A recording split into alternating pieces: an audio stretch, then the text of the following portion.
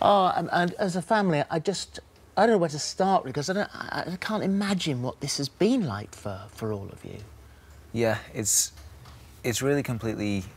It's one of those things that like it's hard to describe because there is no kind of relatable.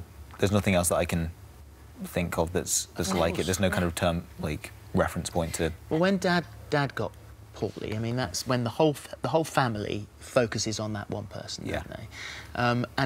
And how rapidly did that happen? He immediately after he was diagnosed, he was operated on and things looked quite good. He went into chemo and everything appeared to be. It was quite effective, at least for a while. And it looked like he was going to be in a much better place, but he fell into quite a deep depression, which obviously became a much bigger. That became the kind of the thing that we were focusing on. And your mum, I mean, she became his full-time carer, really, yes. because he did decline and she had to do everything for him. I mean, the hospital bed was brought into the home and her whole life was caring for him. And you sort of stepped up, as quite often happens. That elder sibling almost becomes the dad of the house looking after the children. So your life changed hugely. Yeah, I'd say it did for all of us. We all kind of... I mean, Hannah and Oliver as well have been really good in terms of just increasing everything we do, trying to take as much stress as possible off of, in particular, Mum, and just kind of being there for her as much as we could, because obviously she was there looking after all of us. We had to kind of do the same. And then, of course, she became ill herself. Yes. And she was diagnosed in 2016, and this was liver and kidney cancer. And your mum, as all those extraordinary people who go, no, I'm not going to take this lying down, I'm going to fight this, I'm going to be around, I'm going to get stuff sorted. And she really did put up a fight, didn't she? For I know you're a very close family friend, and for an awful long time, you couldn't believe the strength of the woman. No, she was brilliant, you know. When she found out she wasn't well, her first response was, my kids don't deserve this. And we met in a cafe in Irby, and I went, so what's the plan? She went, right.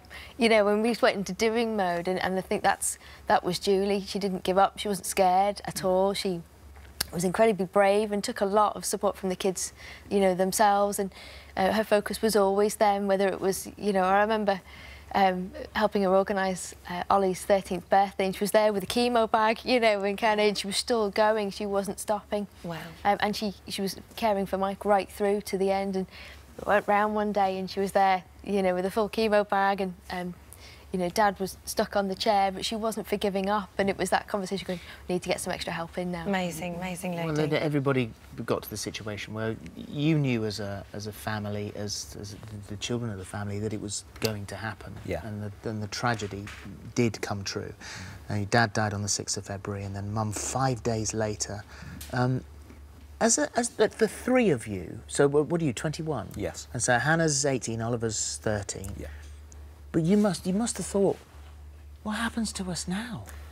Yeah, I mean, to be honest, after Dad passed, the focus became entirely on looking after Mum and making sure and trying to do whatever we could to make sure she was kind of comfortable, and we didn't really start to think about kind of the practical, other than making sure that we knew what was going to happen to Oliver, because obviously it becomes kind of complicated making sure, like, whether we'll be able to keep him, whether he would keep him like a pet, but whether he would have to go into care with someone else, or whether we could all stay together.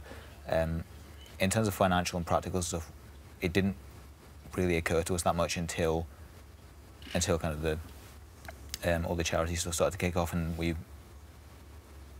Well, you're thinking about dealing with it more than anything, aren't Yeah. you? You're thinking about just coping. Yeah. Suddenly, the three of the houses without Mum and Dad, you're in there together. There's a 13-year-old who, as you say, that you know, you have to step up, which is what you've done amazingly, with the help of this extraordinary amount of money, which was what was the lady called that started up the Just Giving page? Claire Knight, yeah.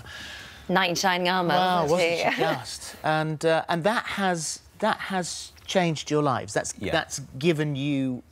I mean, there is now no fear about the future together.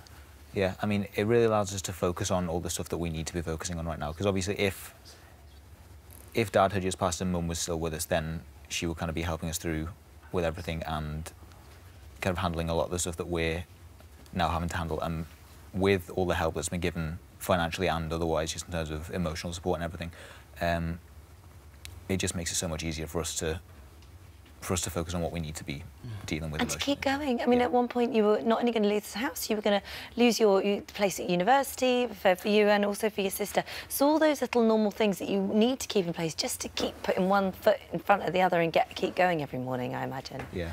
So what do you want to say? Because these are strangers that have made this possible, that have given you back your life, really. Yeah. Yeah, really, just obviously thank you to everyone who has given it in any way possible. There's people, I mean, nationally, internationally, even just in our local community, the number of people who've kind of pulled together and given in any way. Just thank you so much. And you and Hannah are both in musical theatre school, aren't you? Yes.